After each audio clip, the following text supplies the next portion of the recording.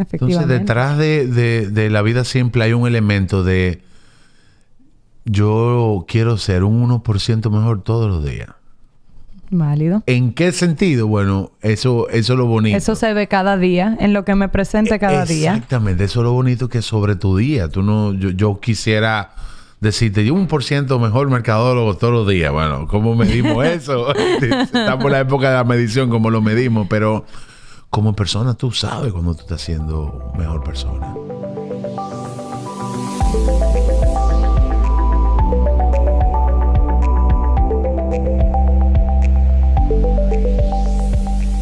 Bienvenidos a Si lo hubiera pensado. Soy Cristina Rodríguez y en el episodio de hoy hablamos de la vida simple junto a Manuel Angomás. Bueno, bienvenidos. Esto es Si lo hubiera pensado. Yo soy Cristina Rodríguez y hoy estoy con Manuel Angomás. Quien conoce a Manuel o sigue a Manuel en las redes sabe que él es el autor o promotor de La Vida Simple, que es el tema que hablaremos hoy. Hola Manuel, ¿cómo estás? ¡Hola! ¡Por fin! ¡Por fin estamos aquí! Teníamos como 7, 8 meses hablando de esto. Lo logramos. Estamos aquí, lo logramos. Soy un practicante de ese concepto.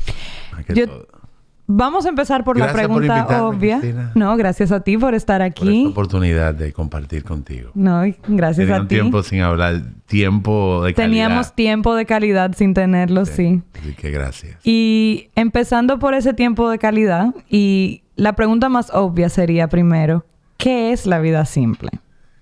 Qué bueno. Bueno, la vida simple es una filosofía. Una filosofía práctica que yo trato de aplicarlo en todo lo que yo soy, con todo lo que interactúo. Y surge de un proceso muy golpeado, digamos, de un proceso de divorcio que yo tuve donde tuve que replantearme todo como yo estaba viendo la vida, digamos. Y ahí surge ese concepto yo concluí bajo ese proceso de que la vida es mucho más simple de como usualmente la vivimos y la ejecutamos. Y como concepto trata elementos muy básicos, pero es una mezcla de diferentes filosofías, de diferentes experiencias. Y yo estoy tratando de marcarlo y darle como un formato, pero es muy difícil. Y creo que la principal experiencia es uno tiene que tener claros sus términos. O sea, ¿cuáles son tus términos de vida? ¿Qué es realmente lo que tú quieres? ¿En qué tú quieres destacarte? ¿En qué tú quieres ser bueno? ¿En qué tú no te interesa ser alguien relevante? Tanto lo que tú quieres como lo que no quieres, tienes que definirlo muy bien. Y creo que la vida simple también fue una escapatoria de ese proceso que yo tuve que me marcó mucho y me ayudó a ser la persona que yo soy hoy. Me parece muy interesante lo que mencionas de los términos. Hace un año, el primer episodio, el primerito de Si lo hubiera pensado, era justamente se llamaba El Desgaste Colectivo, o se llama porque pueden escucharlo en Spotify. Me acuerdo. Y era justamente eso de que no acabamos en el burnout porque no sabemos poner límites. Correcto. Pero lo que mencionas me parece inclusive algo más profundo, más allá de que no sabemos poner límites, pero quizá porque ni siquiera estamos claros o nos cuestionamos cuáles son los límites que queremos poner. O sea, ¿qué es lo que nos motiva a establecer hasta aquí sí, hasta aquí no? ¿Qué proceso tú viviste? O sea, más allá del divorcio, ¿qué preguntas te hiciste para entender cuál era tu límite en cada aspecto? Mira, excelente pregunta. Nadie me lo había hecho así de preguntas.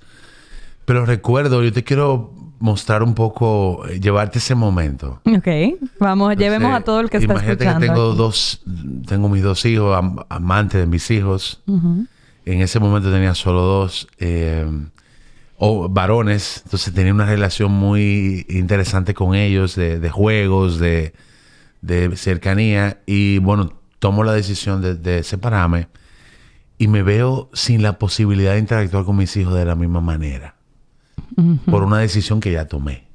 Claro. Entonces ahí empiezo a sentirme como medio culpable de wow, me separé de alguna forma de este proceso de mis hijos. Y en ese momento la cuestionante fue cómo puedo, ya basado en esta decisión que tomé, que entendía que era y fue la correcta para mi bienestar, cómo puedo sacarle el mejor provecho a toda esta situación compleja, Está toda esta situación que no es la esperada ni la deseada para nadie, que nadie quiere, digamos, nadie se casa para divorciarse. Claro.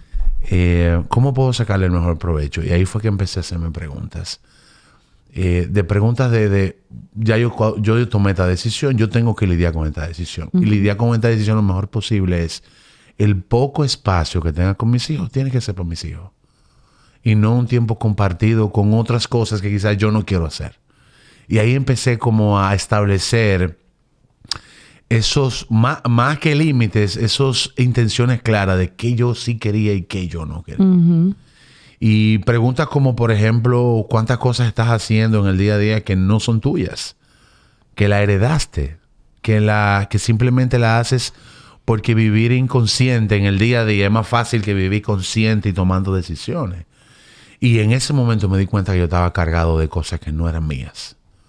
Desde, qué sé yo, desde tener que ir a comer a casa de mi mamá 3 o 4 veces a la semana porque la hacía sentir bien, pero realmente yo no, o físicamente no podía, o se me complicaba más la agenda si yo lo hacía así, que hacerlo más simple, que quizá era... Una vez a la semana. Exacto, comerme una vez a la semana con mi familia y los otros días fluir como yo podía en el transcurso del día. Entonces, ese tipo de preguntas me empezaron a llevar una tras otra en diferentes ámbitos, incluso en el ámbito laboral, porque ese fue un año de mucha transición para mí, donde incluso en el ámbito laboral yo dije, yo tengo que dejar de hacer las cosas porque ya se han hecho, o porque mi jefe o el área viene haciéndolo así, empieza a agregarle valor como profesional basado en mi criterio. Entonces, fue impactando de poco a poco en todo lo que yo hago.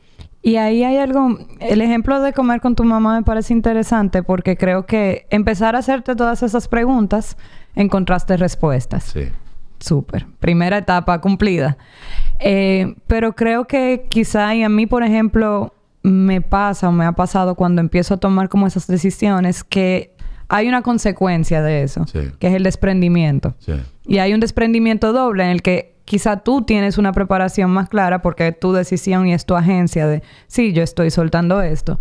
Pero ¿cómo manejaste, sobre todo con esa gente alrededor tuyo y esa gestión del cambio y ese desprendimiento de, esto era lo que yo era para ti hoy, no he dejado de ser yo, pero para proteger lo que yo soy, no puedes convivirme o compartir conmigo en la misma manera que estabas acostumbrado? Claro. O bajo el mismo formato. O bajo el mismo formato. O con la misma intensidad, incluso. Exactamente. Mira, es muy interesante porque es el primer choque realmente. Es así, o sea, y siempre tú te empiezas a dudar de, bueno, yo estoy tomando esto, yo soy extremista, yo estoy siendo arbitrario, egoísta. Pero yo creo que cuando sale de un buen lugar, de un porqué bueno, es fácil de explicar.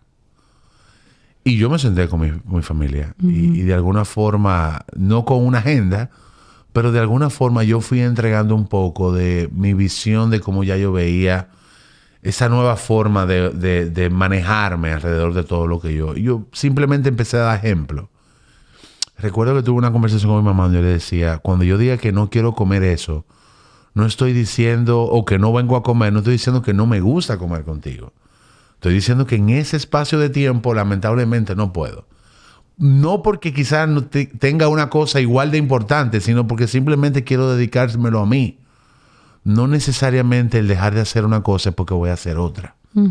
Y entonces empecé a entregar el mensaje de que mis decisiones o mis opciones no son porque hay otra cosa mejor o peor. Es porque simplemente tú tienes que fluir con lo que tú realmente quieres hacer y donde tú te sientes cómodo. En la medida que he ido evitando, Cristina, estar y hacer cosas que no quiero hacer, es la medida que mejor desempeño tengo como persona, como profesional, como padre, como esposo, como hijo, como amigo. O sea, si un amigo me invita y yo no quisiera estar, yo no voy a hacer la mejor versión mía simplemente por decirle que sí, acompañarlo. Prefiero ser esa mejor versión cada vez que esté. Entonces, yo creo que cuando viene de un buen lugar y tú lo puedes transmitir, y yo creo que ha influido de alguna forma el pensar de mi familia y de mis amigos más cercanos, porque lo entienden y quizás hasta de alguna forma lo practican de alguna forma. O sea que yo creo que si viene de un buen lugar es fácil de explicar, es fácil de de que la gente lo empiece a entender.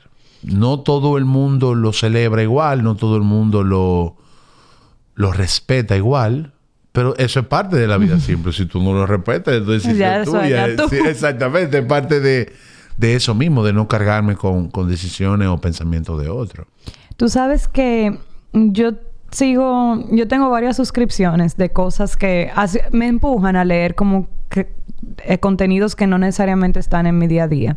Y yo sigo un newsletter que es de estoicismo. Entonces, todas las mañanas me levanta mi Daily Stoic, mi estoico diario, con 2 párrafos, son 300 palabras como mucho, de alguna lección de Marco Aurelio, de Séneca.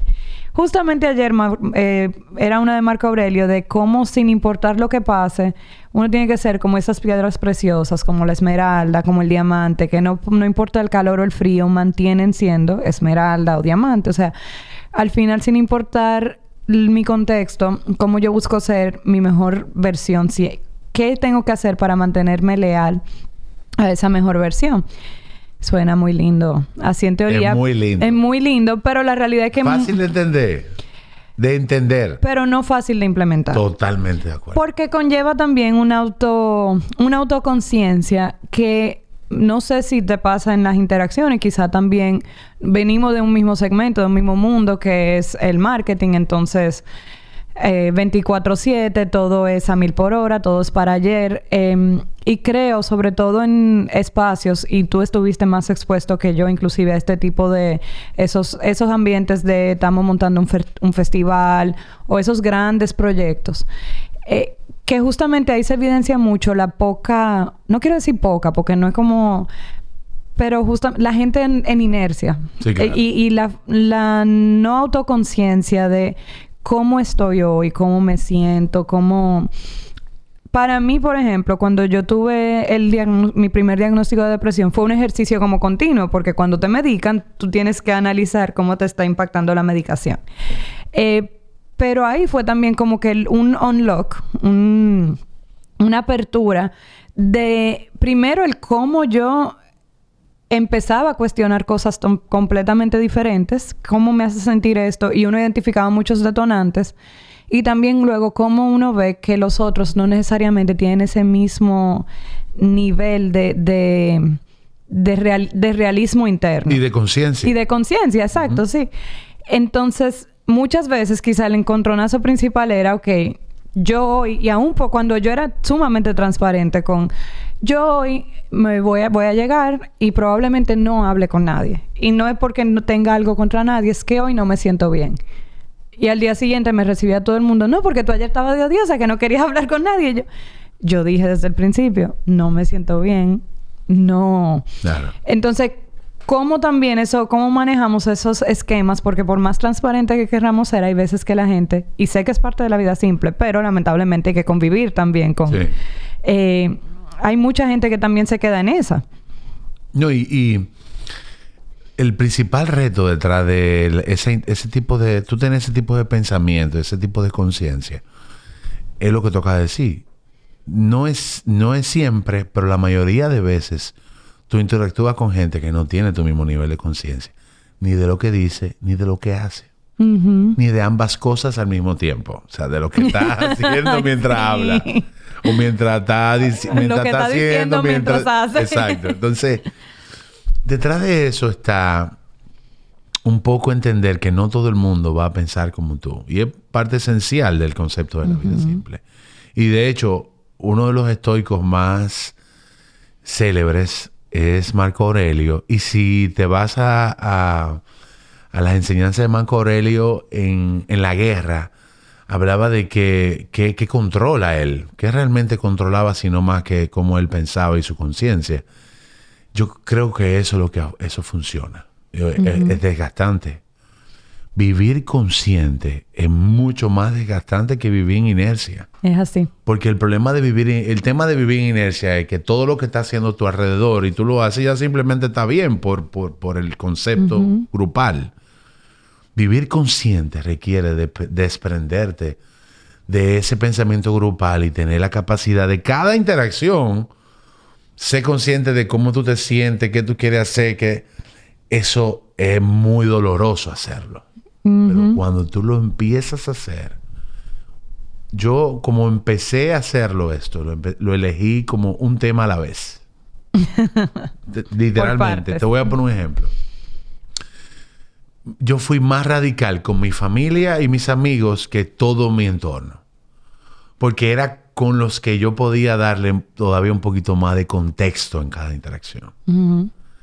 Y según fui practicando en ese proceso, llegó un momento en el cual tú simplemente aprendes cuándo tú puedes hablar de manera consciente o cuándo simplemente te toca hacer silencio y simplemente aceptar que tu entorno está siendo medio inconsciente de lo que estás diciendo sin que te afecte. No te puedo negar que hay días en los que la inercia me arropa. No, y te iba a preguntar inclusive que quizá tú no te sientes solo a veces en ese camino. Muchísimas veces, porque yo en mi entorno veo gente asumiendo posturas y diciendo y haciendo sin ser conscientes de realmente el impacto que tiene lo que está haciendo. Y sobre todo del impacto, no del resultado del outcome, porque yo no me imagino, no lo pienso en base al outcome. Me refiero al hacer ahí, el tiempo dedicado a elementos que al final te están drenando o no te están sumando. Y es como una paradoja bien compleja. Tú sabes que lo que tú estás haciendo, o tú no estás claro que lo estás haciendo trae resultados, pero lo sigues haciendo. Claro. Eso pasa mucho dentro de ese elemento. Yo creo que mucho de la lectura, mucho de la práctica diaria, por eso te decía ahorita que la vida siempre es una filosofía práctica, porque necesita practicarse. Hay días en los cuales yo trato de hacer... El estoicismo te invita a hacer revisiones diariamente sobre tu día, como documentarlo. Yo te puedo decir que yo tengo... Si hay disciplina o no, no la tengo, pero tengo como media disciplina, porque no puedo decir que lo hago todos los días. Claro. Hay días donde lo hago de manera muy detallada, hay días que no lo hago. Pero cada vez que lo hago, al día siguiente tengo más elementos para lidiar de manera consciente con mi entorno.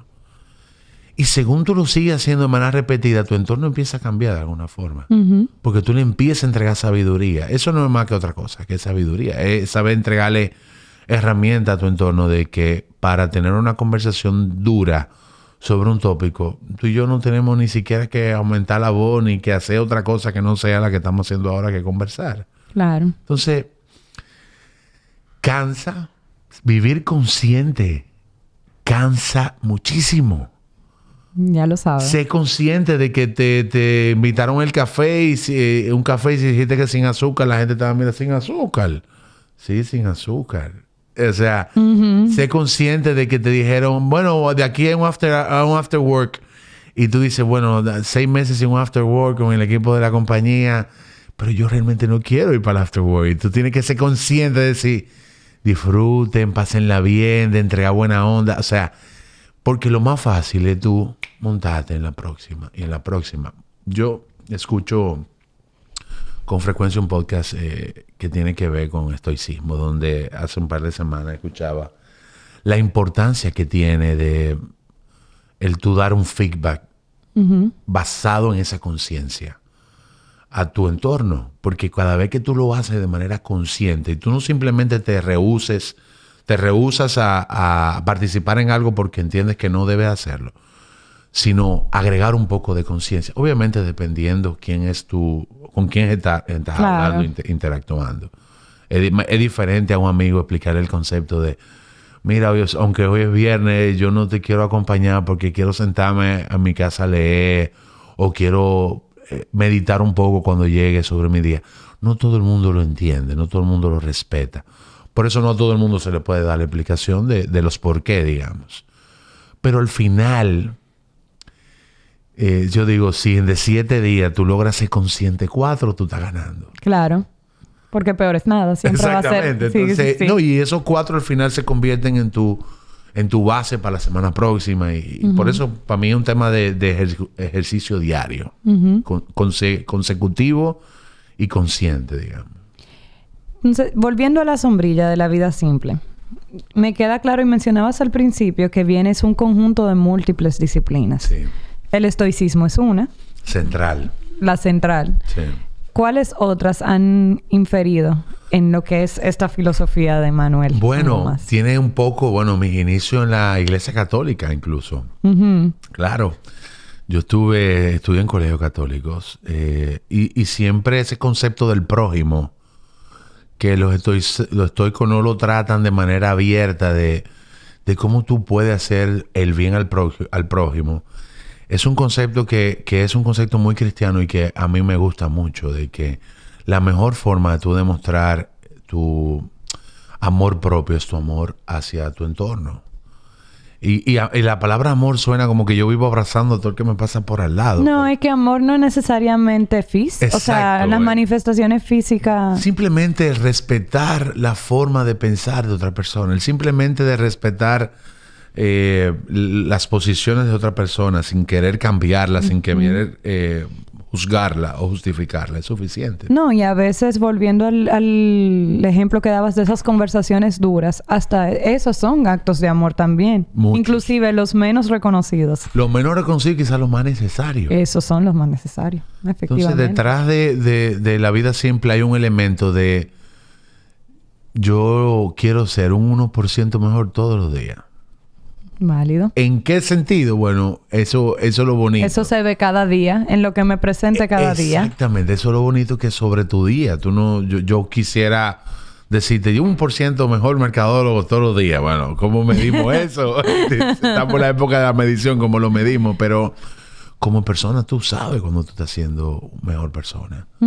Tus reacciones del día te lo dicen. Si hacía 3 semanas alguien te dijo...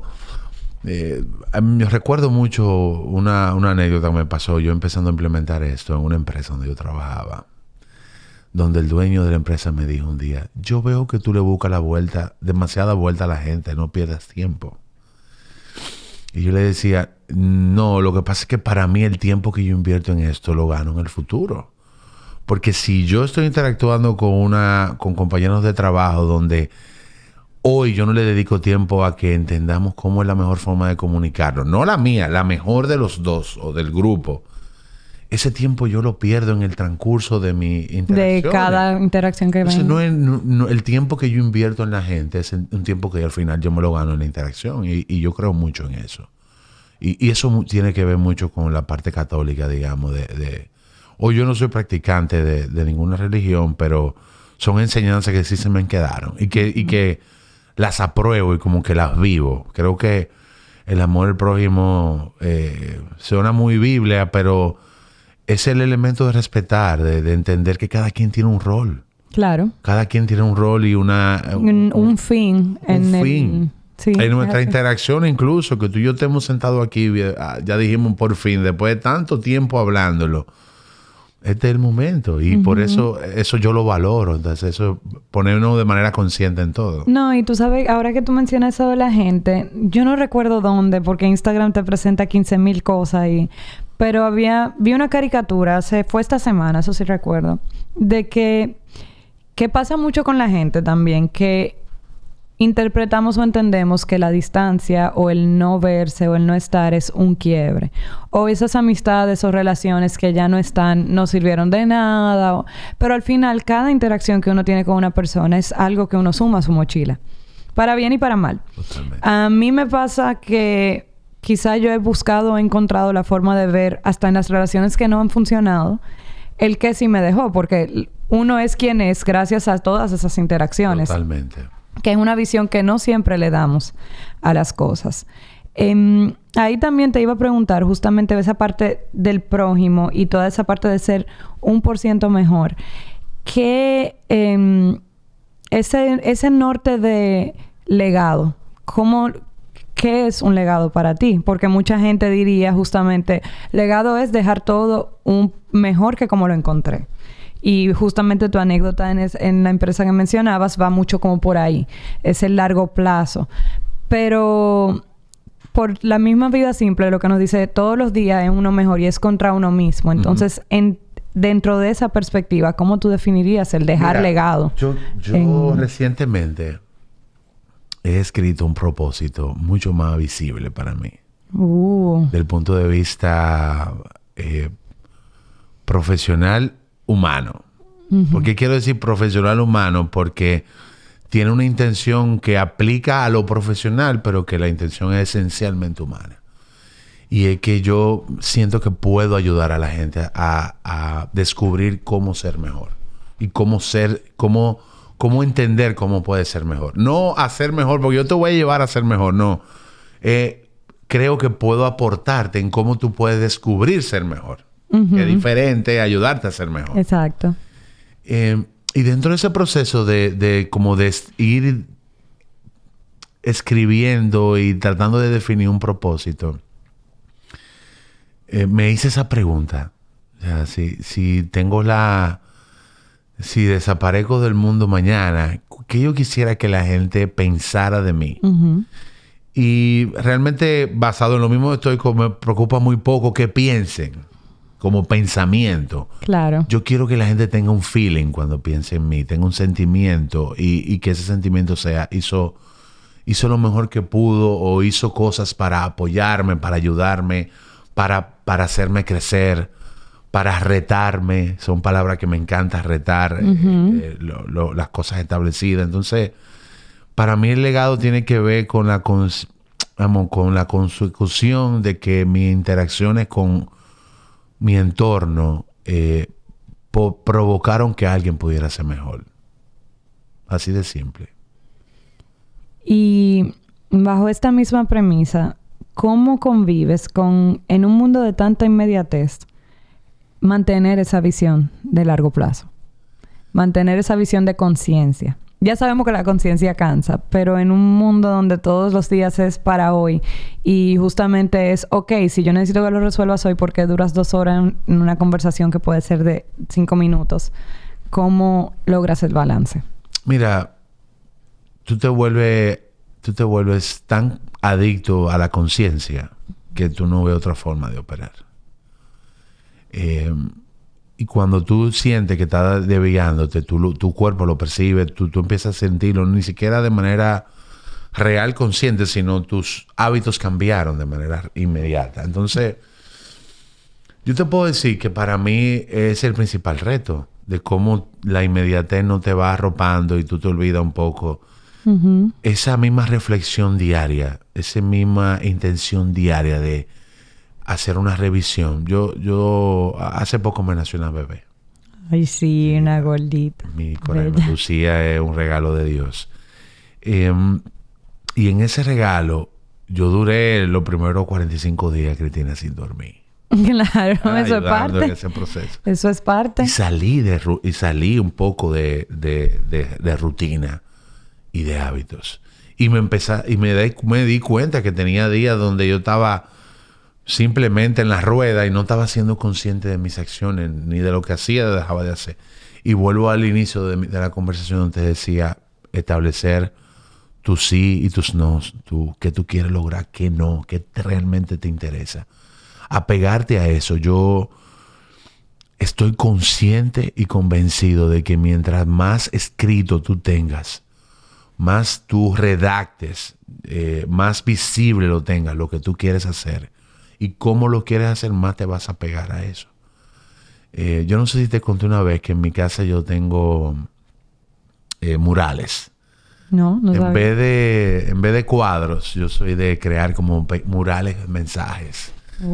Y desde siempre, incluso el concepto de la vida simple, el primer mural que yo hice fue en un apartamento donde tenía la vida simple. Es porque visiblemente yo ese mensaje lo veía todos los días. Al despertar, al llegar, a estar en mi casa. Y me recordaba el por qué yo lo puse ahí. Y es porque necesita que yo, cuando salga de mi casa, interactuar con el mundo que está a una velocidad, yo tengo que ir a esa velocidad de manera consciente. Que es más, como te dije ahorita, es mucho más difícil que ir de manera inconsciente. Es drenante. Y el otro elemento clave aquí es saber que el largo plazo no tiene nada que ver con el corto.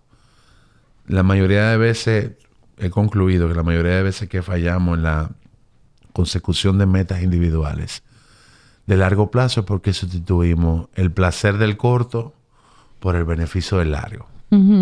Y mucho de eso está en esa inmediatez. Y yo te puedo decir uno de los elementos que yo, con lo cual todos los días todavía sigo bregando, es con mi peso, que tiene que ver mucho con ese elemento de tú sustituir una meta de largo por una de corto. Exacto, la gratificación actual inmediata por lograr la meta a largo plazo, que no necesariamente es un formato físico, pero sino el estado de salud. Entonces, es uno de los retos más difíciles que tiene cualquier persona en esta sociedad, de ser consciente de lo que está persiguiendo, ser consciente de cómo lo está persiguiendo. El mundo de la cocina tiene 1000 formas de cortar una cebolla, pero es una cebolla. ¿Entiendes? Es el mismo concepto con lo que tú haces. Hay 1000 formas la gente va a lograr su meta, pero si tú lo haces de manera consciente de lo que tus límites, de lo que realmente tú quieres y lo que realmente no quieres, yo creo que puedes sobrevivir a la rapidez del mundo. Porque mientras el mundo esté rápido y tú puedes ir montarte en esa velocidad, si eres consciente, tú no vas a tomar las mismas decisiones que está tomando tu entorno a pesar de la rapidez. Correcto. Y si la tomas con ángulos de, digamos, con un sentido de conciencia un poco más claro y mucho más evidente en esa toma de decisión. Uh-huh. Elementos como, por ejemplo, pararte a hacer ejercicio. Tú que corres a las 3:30 de la mañana casi. A las 5. Yo sé que hay veces que tú estás con los tenis puestos y todavía dices, yo no sé si quiero ir. No, bueno, qué bueno que tú traes. Yo hace 1 mes y medio hice media maratón, mi primer medio maratón. 21. Y justamente eso pasaba. Y yo decía, y la verdad es que yo siempre corrí porque era la forma en la que mi mente dejaba de pensar. Yo soy muy ansiosa y soy muy... mi ansiedad me hace muchas veces ser autodestructiva. Entonces, la primera que coge el fuete cuando yo me pongo ansiosa soy yo misma. Y correr siempre fue como un escape a eso. Entonces, y una forma de pensar como que en clean. Nunca corrí con un objetivo de nada. Y me pusieron el reto y dije, ok, vamos arriba. Y justamente en el proceso, en el periodo que empecé a correr, muchas cosas en mi alrededor empezaron a cambiar. Y muchas veces pasó. O sea, y faltando 1 mes, yo una mañana me levanté y, bueno, que en uno de los episodios de esta temporada, con mi psiquiatra, con el doctor José López Mena, yo tuve una recaída. Y fue justamente yo no quiero entrenar. Y yo dije una mañana, ¿y si yo suelto esto? Porque la inscripción fueron 2,000 pesos, es una cena, ya está bien, lo pierdo. Y justamente ahí fue que yo dije, ok, aquí hay algo que está off.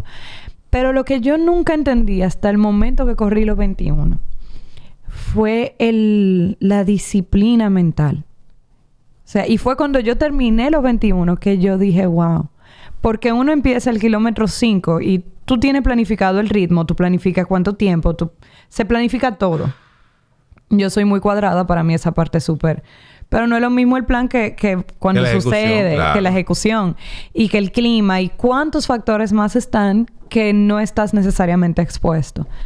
Y recuerdo en el kilómetro 19, porque es que no se me va a olvidar nunca, que ya yo estaba y no se acaba. Y no se acaba. Y empezaste a cuestionarte. Y no era necesariamente cuestionarme porque mi meta era, no sé de tiempo, pero yo no voy a dejar de correr ni un solo kilómetro porque hay gente que camina y yo dije, no, yo tengo que... Pero yo decía, ¿hasta cuánta?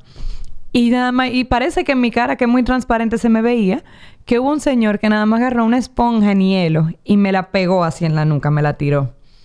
Y ese frito por dentro, eso fue lo que hacía falta para... Pero era un ejercicio muy mental. Porque en el momento, inclusive después yo me ponía como a ver con el reloj, mis estadísticas y hasta la misma data me identificaba los momentos. O sea, yo podía decir, es que ahí yo pensé esto, es verdad. Claro. Porque al final uno dice que la mente, pero no es un cliché, no es un estereotipo, es ese continuo, la convicción. Hay de esas frases que siempre se hacen, que circulan y hace poco me volvió a salir también. El talento no es nada sin disciplina. No hay nada sin disciplina. No lo hay, ni con talento ni sin talento. la gente valora los éxitos flash y la viralidad, pero la realidad es que el goal o el big picture, la foto grande, está en la consistencia. Totalmente de acuerdo. Y de hecho, una de las razones más clave de ese concepto de vivir consciente, de decir que es tan difícil, es porque esa consistencia de ser consciente de todo, lo único que tenemos es cómo pensamos.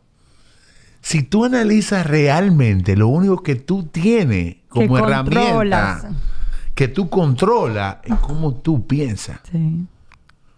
A veces tú ni lo que dices lo controlas, porque tú terminas diciendo cosas que no son las que tú quieres decir. No, y que inclusive hasta en la misma uno dice el tono, el contexto y de repente, ay, se entendió así, pero yo quería decir esto. Te quiero hacer una pregunta. Yo sé que tú eres la que hace preguntas aquí, pero... No, pero de eso se trata. Pero un ejemplo. Yo entrenando, cuando siento dolor haciendo pesa, yo no me repito el dolor. Yo pienso en otra cosa. Yo me olvido del dolor. Pero yo no sé cómo todo el mundo hace eso. O sea, yo no sé si todo el mundo piensa igual que yo. Yo mientras estoy entrenando, de repente me entra el dolor del cansancio del músculo. Y en vez de pensar en el dolor, digo que bueno, y después que yo salga de aquí, empiezo a pensar en cosas que a veces hasta me desconcentra. Sí. Pero mi forma de yo desviarme la atención de pensar en otra cosa que no sea completa la tarea. Y por eso, cuando tú digo, hay que tú implementarlo en todo en la vida, es muy difícil. Te puedo decir que yo tengo mucha disciplina para hacerlo en mis términos laborales. O sea, en términos laborales, yo no procrastino nada. En términos personales, quizá con mi dieta, yo perfectamente puedo procrastinar por un trigger mal ejecutado, digamos, algo que me motive, un detonante. Entonces, cuando tú vas aplicándolo como en diferentes áreas, tengo una pregunta. Tú corriendo en ese kilómetro 19, ¿en qué tú piensas? O sea, tú estás pensando en el dolor, en que tú tienes mucho rato corriendo, en que te está cansando, en tu respiración te está faltando.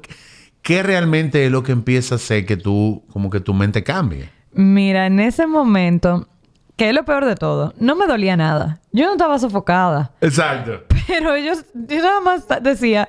Ya me ha pasado mucho rato. No, exacto. Yo estaba como que... ¿Para qué yo decidí hacer esto? Porque al final llevo 2 horas viendo el mismo malecón. Entonces ya amaneció porque la primera parte era preciosa. Los primeros 11 kilómetros fueron preciosos viendo el amanecer así, con toda mi calma. La transición del sol. Del sol, de noche a día y qué sé yo cuánto. Pero ya que salió el sol, ya la gente está súper desperdigada, así, súper repartida. Porque también tú empiezas a ver la chulería de uno que van como en uniforme y uno que va con los niños. En ese tramo ya no queda nadie porque ya o llegaron o no van a llegar porque vinieron caminando. Entonces, ya yo quiero que pasen las 2 horas porque, guay, ¿para qué? O sea, ¿para qué? Mi mañana pudiera ya estar desayunando. Pero te voy a poner un ejemplo mencionando ese de... Yo boxeo también. Y trabajando abdominales, yo lo que tengo es el entrenador lo que me pone es la ruedita. La ruedita que tú pones en el piso y tú tienes que empujarla hasta adelante, te extiendes y vas hacia atrás. Odio ese ejercicio. Yo también lo odio porque de verdad, o sea, ahí yo veo a Linda, a Dios, a Jesús, a todo el mundo, lo cada ruedita. Sí. Y yo entré en un parque, entonces la gente va caminando y me ve así, casi llorando del no. Yo tengo un mantra. Cuando tengo esos ejercicios que me duelen, yo lo que empiezo es...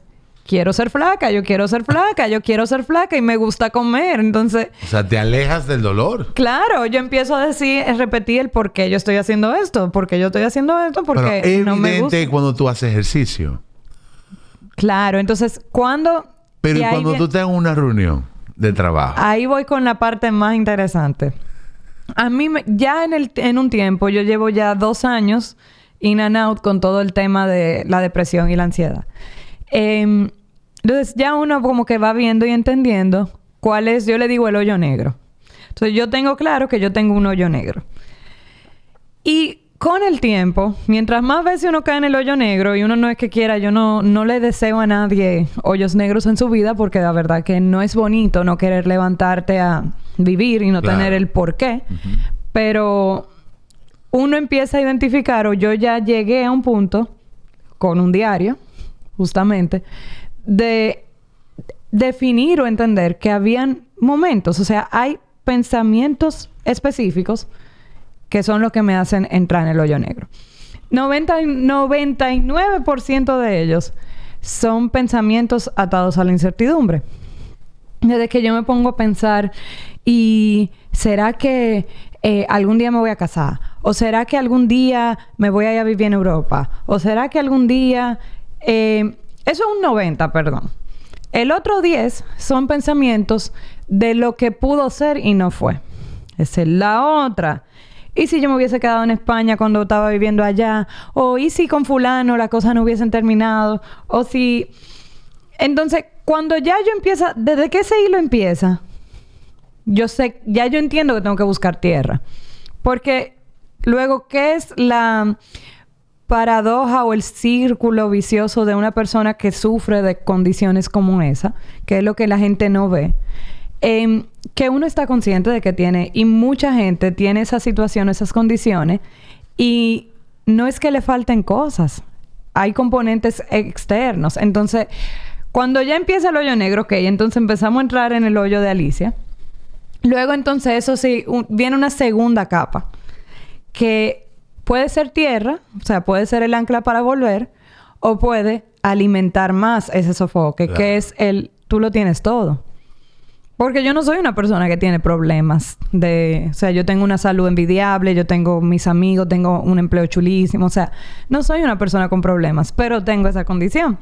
Entonces, no son excluyentes. No. Pero eso, con el discurso que puede generar... Incorrecto.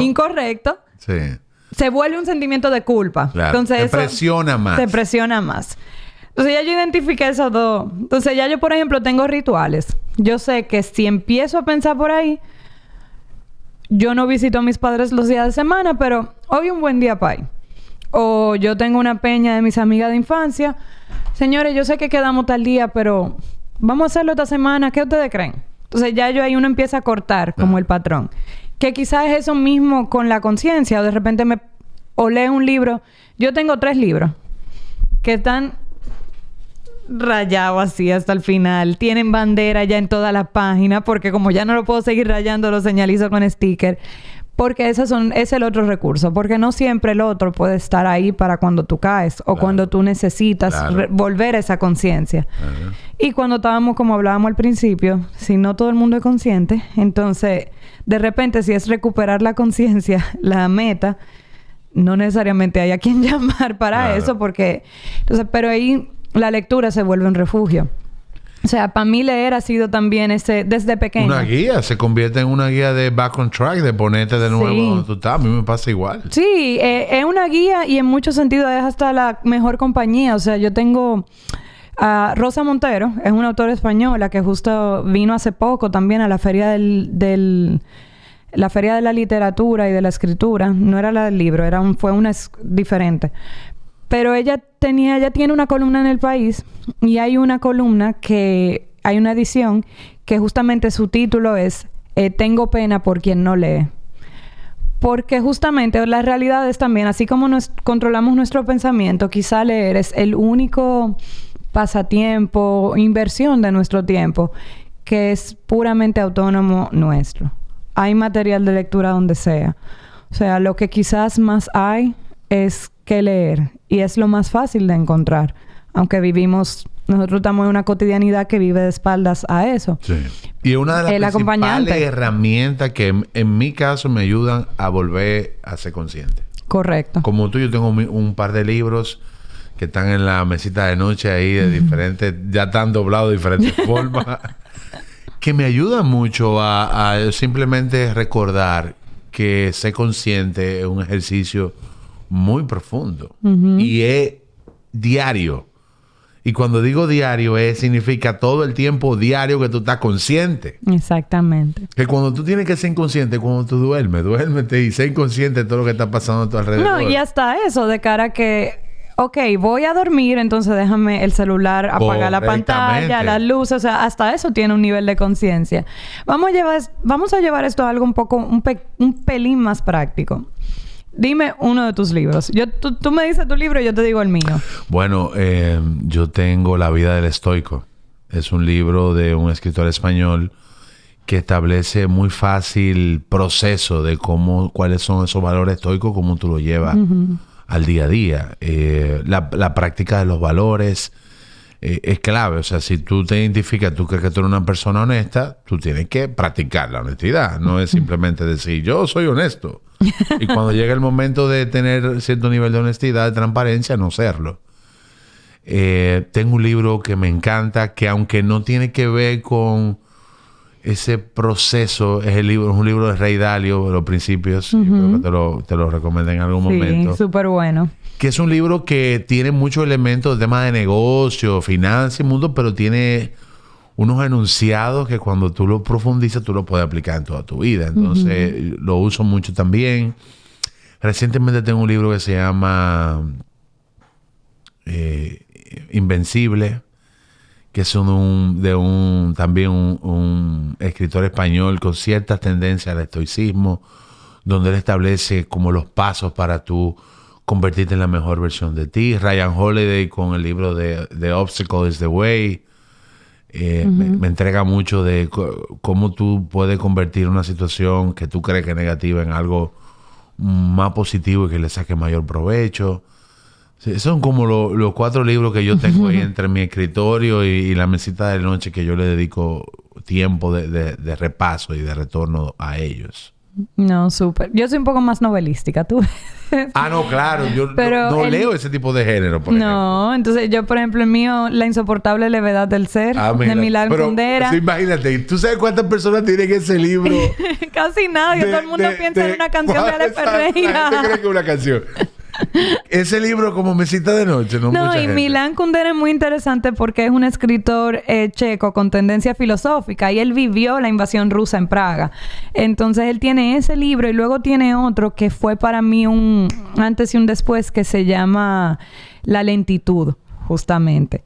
Y ese es preciosísimo. Y hay uno que es un poco más conocido para la gente, pero que a mí siempre me ha tocado igual y lo recomiendo mucho a mis estudiantes, que es el Start With Why, de Simon Sinek. Uy, qué libro. Y yo creo que Simon hace un trabajo muy bonito en aterrizar mucho el ejercicio de valores y el por qué hacemos las cosas, tanto en la vida como en la empresa. Y Malcolm Gladwell también es otro que para mí es porque encuentra en lo pequeño lo trascendental. Y entonces a mí, todo el mundo piensa en The Tipping Point, porque ese es su bestseller. Claro. Pero a mí mi favorito es Outliers, porque justamente es quien rompe el patrón. Claro. Y va mucho el cómo el impacto de uno que rompa el patrón tiene el potencial de cambiar toda esa mecánica y esa dinámica. Yo creo que la última pregunta, así como para ir cerrando o acompañando esto, sería a nivel de valores, justamente, ¿cuáles son los valores que acompañan la filosofía de la vida simple? Wow. Yo creo que son muchos, porque van surgiendo dependiendo las situaciones. Pero hay 3 valores que yo creo que me acompañan en cada cosa que yo trato de hacer. Primero es la transparencia. Yo creo que quiero que mis interacciones sean lo más transparentes posible. La gente cree que transparencia es decir, si me siento mal te lo digo, mira, me siento mal. No. La transparencia es ser consciente de lo que tú estás haciendo y el por qué. Y transmitirlo con quien tú estás interactuando. Sea quien sea. Cliente, amigo, socio. Sea quien sea. Esa transparencia de dónde viene lo que te estoy diciendo es importante. Tú sabes que justo en un paper de comunicación corporativa y reputación, yo leí algo que me pareció una definición muy interesante de transparencia. O sea, ahí decía, confundimos transparencia como tener que decir todo. No, exacto. Y no es lo correcto. No. Transparencia es decir lo que el stakeholder, o sea, lo que la persona necesita saber en ese momento. Claro. Para su toma de decisión. ¿Y de dónde? Porque no es lo mismo que yo te haga un comentario si tú no tienes de dónde viene. O sea, de cuál es mi base. El contexto. O mi contexto del por qué yo te estoy haciendo esto. Para mí eso es importante, súper la transparencia.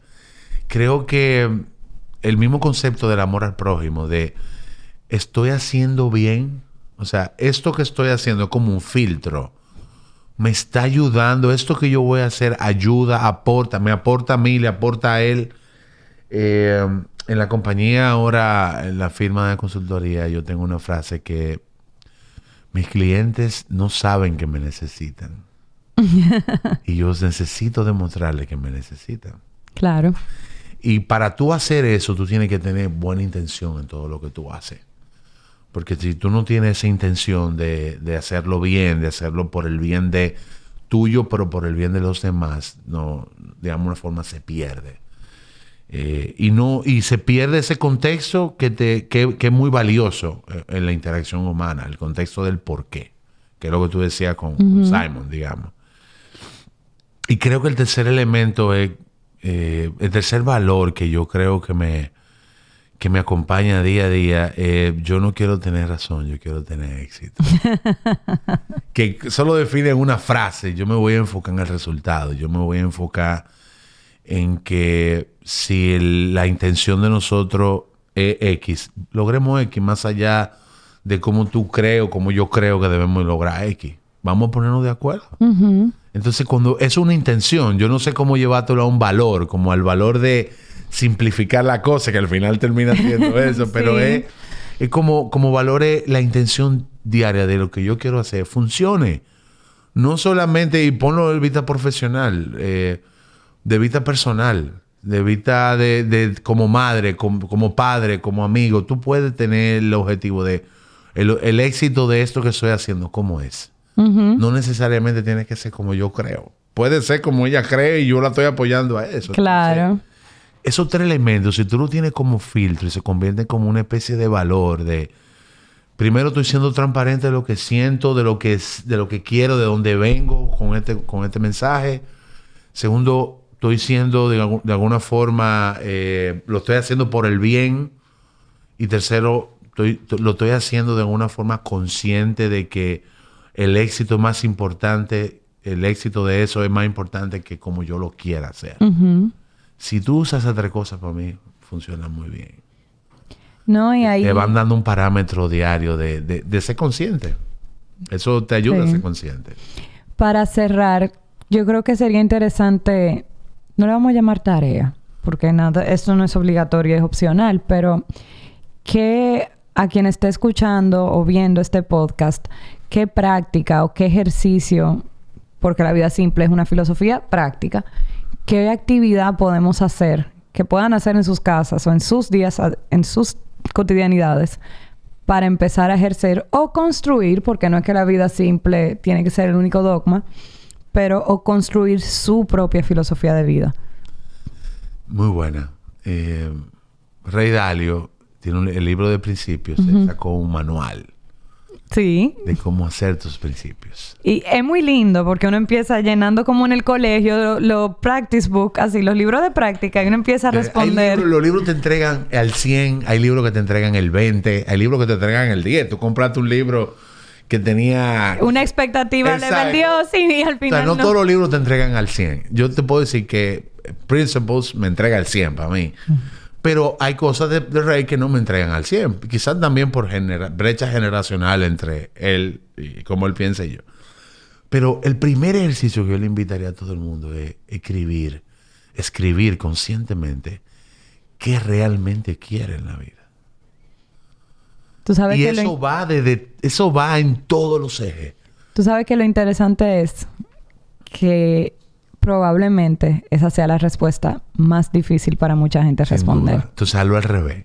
Que tú no quieres. Es un buen consejo. Yo llegué primero a lo que no quería. Porque lo llegué por un divorcio. Y dije, yo no quiero volver a vivir esto así. Yo jamás quiero sentirme así. Jamás. Que quizás estaba... tú describiste un poco el famoso hoyo de Alicia, como tú le llamaste. Claro, mi hoyo negro. Sí, ese famoso hoyo. Yo quizá, escuchándote, no sé si yo estaba en un hoyo negro. Porque está la fuerza de quizá de querer salir. Físicamente tenía, no claro. tienes. Y tú físicamente yo no tengo nada. No me puedo parar de la cama. Exacto. Entonces, todo tiembla, no tengo apetito. Hazlo hacia lo que tú no quieres en tu vida. Es más fácil. Tú usualmente...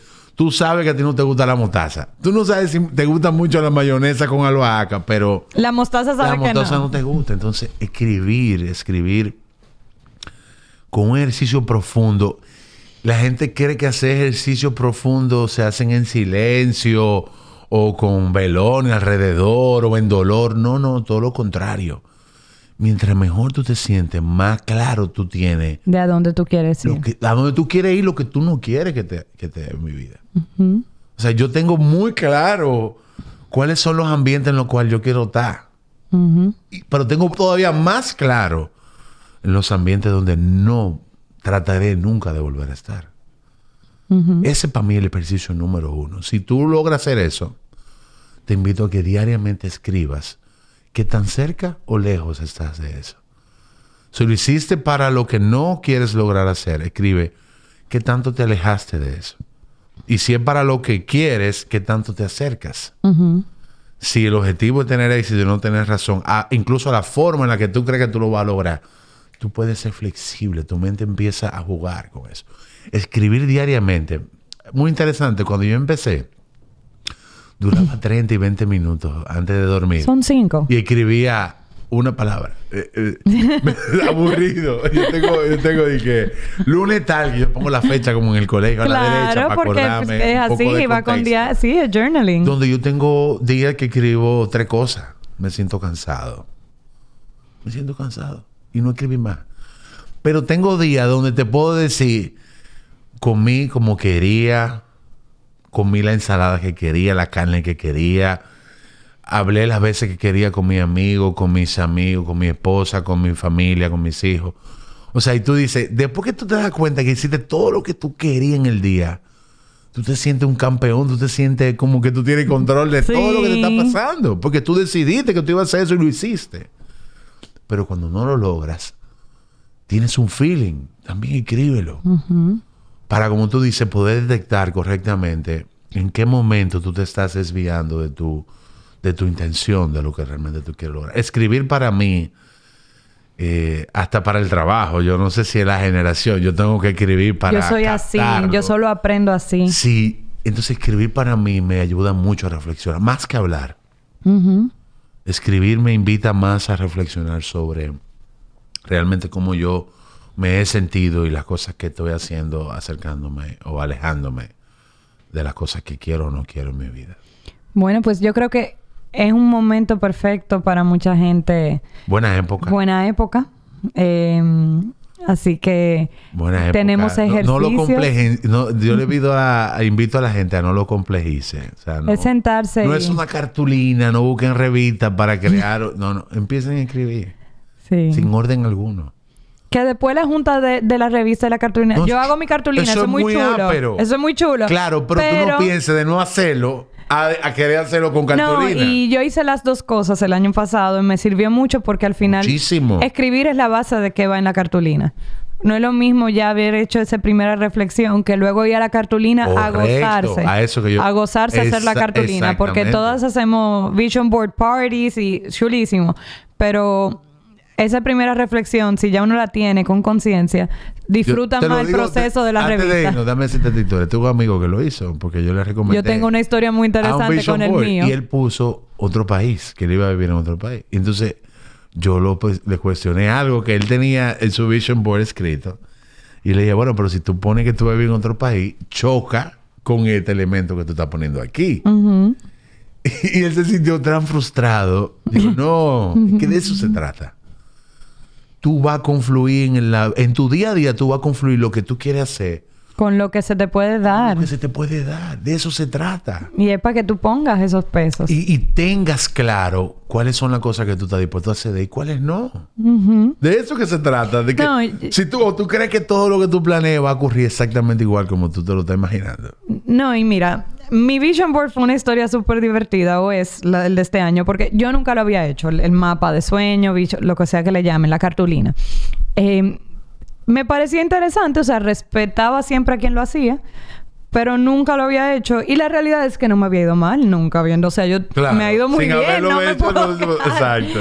Pero se armó como un grupo, una chercha. Y bueno, uno quiere participar a veces de momentos porque hay una importancia en el vínculo. Claro. Y dije, vamos arriba. Bueno, yo hice mi vision board. Y en mi caso, yo tenía... como que se divide en diferentes segmentos en los aspectos de la vida. Claro. Y ya como los primeros 3 meses del año, un 40% de mi vision board estaba cumplido. Pero el divertido para esta historia era como esa parte personal de toda esa parte de pareja y todo eso. Yo empecé el vision board estando soltera y yo puse fotos de tipo de revista, que como que el flow y las cosas que a mí me gustan y como que un compañero que disfrute ese tipo de cosas. Y como en 4 meses apareció esa... Y o sea, literal, que hasta con los valores que estaban ahí. O sea, había una foto de un muchacho chef entregando un plato de comida y mi novio cocina. Había otra foto que era un muchacho con una silla de caballo, o sea, y mi novio monta caballo. Tú pusiste un compañero que te acompañara a los museos con la misma pasión con la cual... Yo voy a los museos. Literal, la foto... O sea, tú lo pusiste... Literal, había una cosa de museos y había otra foto de una pareja leyéndolo de un libro. Y eso fue... O sea, cada dinámica que yo puse en eso... O sea, yo vivo eso con mi pareja. ¿Tú crees en el Vision Board? Ahora que lo viví, sí. O sea, ya hacemos Vision Board todos los años. Porque yo estoy cerrando mi año y se cumplió totalmente. Un 80, 90. Es lo mismo que te decía del mural de la casa. Uh-huh. Pero lo que más interesante es que el Vision Board en sí mismo no fue. No vamos a romantizar diciendo claro que eso... no. Pero yo lo tenía en mi closet. Entonces, todos los días, para ponerme ropa, lo que me recibía en la puerta era el Vision Board. Entonces, al final... era una toma de decisiones pensando siempre en qué yo quiero, en dónde yo quiero estar. Yo tenía los viajes. A mí me gusta mucho viajar, pero en mis viajes, en ese pedazo, yo lo que puse fue fotos de gente con la que quería estar. Todos mis viajes fueron orientados a eso. Y por otro lado, tenía toda una parte de qué yo quería como nutrir emocional o mentalmente. Y al final eso... todo iba orientado por ahí o en mi estilo de vida. Entonces, en mi estilo de vida, de ahí vino la media maratón. Yo no empecé el año diciendo, voy a correr media maratón. Pero yo tenía en mi vision board el mejorar mi condición física. Y eso te llevaba. Y eso me llevaba. O sea, que es mucho más un tema de lo que se me presenta, lo contrasto contra lo que dije que quería tener. Claro. Y eso, creo que esa es la riqueza del ejercicio. Y puede ser escrito. El vision board lo hace gráfico. Pero es tal cual. El primer ejercicio es escribir. Y sí. Después el segundo es gozárselo con lo... Claro. Sí, porque me estresé. Si no voy a negar que como yo no soy nada artística, yo me estresé muchísimo pegando los papeles eso de la cartulina. Claro. Escribirlo para mí siempre va a ser más fácil. Sí. Y al final es más íntimo también. Sí, eso sí. Bueno, Manuel, muchas gracias. Me encantó estar aquí. A mí también. Gracias. Yo creo que vamos a tener que hacer más. Anótame ahí. Sí, vamos a pensar en más temas. La vida siempre tiene mucho para darle doble clic y zoom. Yo creo que sí. Muchas gracias por estar aquí. Gracias por la invitación. No, y bueno, los invitamos a seguir oyendo. No sé si será otro episodio con Manuel, los que vengan esta temporada, pero después sigan escuchando por si viene ese otro episodio también lo encuentren.